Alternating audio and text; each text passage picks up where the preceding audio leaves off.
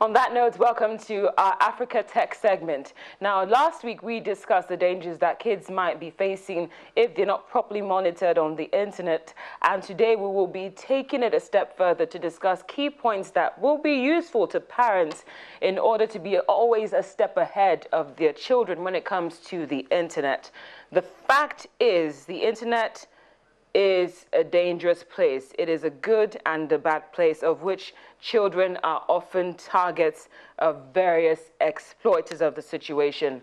Well, we're joined by Akinfolari Oluwaseun, who is an IT consultant, and he'll be telling us more about how to monitor children's activities on the internet.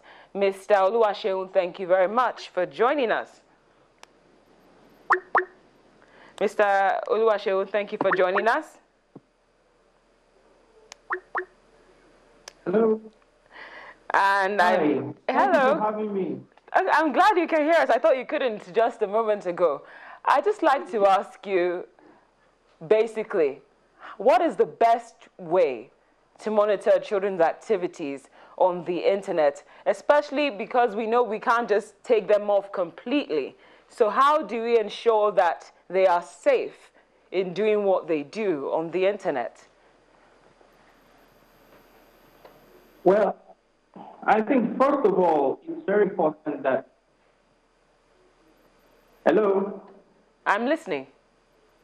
Yes, I think first of all, it's very important that you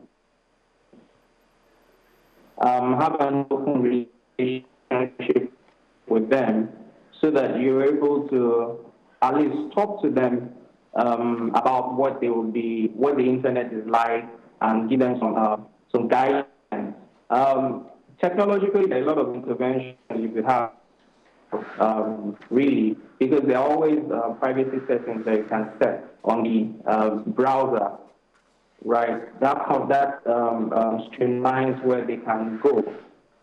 So I think it's an option to do that. But the only drawback with that is that eventually they're going to figure out that you put a roadblock on their way, and they're going to try to surmount that and get to those things that you don't want them to see. So I think it's really important to have an open relationship with them, guide them, right? Let them be open enough to tell you what they are doing online, right? And you can share with them as well. Well, Oluwaseun, my final question is based on the last thing you just said. When you said that the children will eventually figure out that you've blocked some settings. Children are not stupid nowadays. They're like 10 miles ahead of parents. So when they eventually figure it out, what is the option that's left? The option that is left is for you to outright ban them, right? Have them use the internet on some sort of adult supervision. These are very extreme because eventually they'll have the liberty to go out and figure out some other way to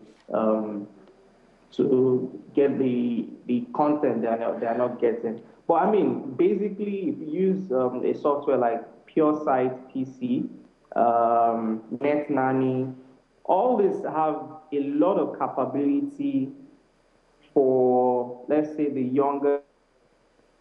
We're talking about 7 to 12, right? Because they have to have some maturity to be able to surmount this roadblock that you're putting in their way as well. Akinfolari Oluwaseun, thank you. Getting older and older. Thank you so much for joining us. It's the irony of life. We're talking to him about monitoring the internet, and then he has some internet issues. But thank you so much.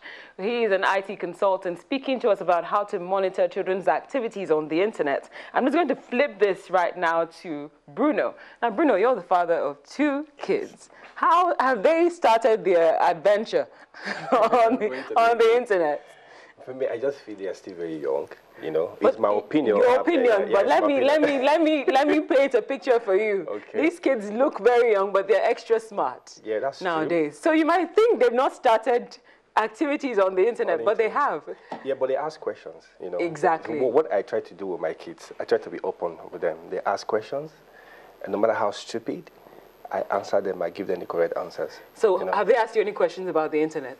Internet. They ask questions. Like what? That's some funny questions. No, I can't remember any particular one now. But I know they ask some questions, you know, and all that. But I'm always very honest and answer the question. So I think we're also taking that from you. It's important to be open to your kids so that they can approach you instead of hiding things from you as regards the internet. And you will remember that we brought Bruno here to talk about giving opportunities, and he's going to be giving some of our Network Africa viewers some opportunities. You will have to go to Net Africa at Net Africa CTV to find out what those opportunities might be, and it's going to be a case of fastest fingers fast. So pay attention.